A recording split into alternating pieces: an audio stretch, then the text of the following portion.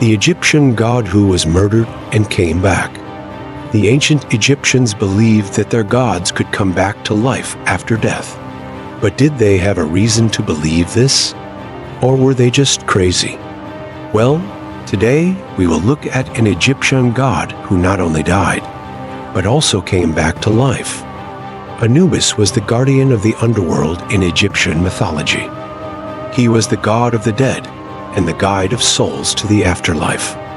He was usually depicted as a man with a dog's head, and he was very popular in ancient Egypt.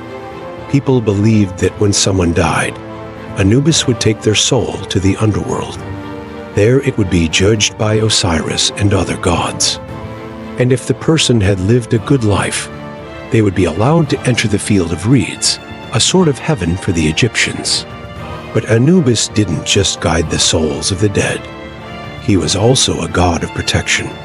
People believed that he could protect them from evil spirits and curses. So they made him many temples and gave him many gifts. They also made mummies of their pets and buried them with them, so that Anubis could protect them in the afterlife. But despite his many temples and followers, Anubis was not a very powerful god.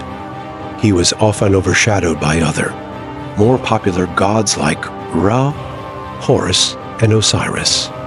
In fact, there was a time when all the gods were fighting against the forces of evil, and Anubis wasn't even there to help his fellow gods. He was too busy taking care of a dead pharaoh. But then something amazing happened. After the battle, the gods went to a temple to rest, and when they arrived, they saw Anubis waiting for them with a very important message. The god who led the battle told Anubis that he was impressed by his courage and selflessness, and as a reward, he would make him immortal. So Anubis would never have to worry about being killed in battle again. And that's when Anubis realized that being a god wasn't all about power and glory.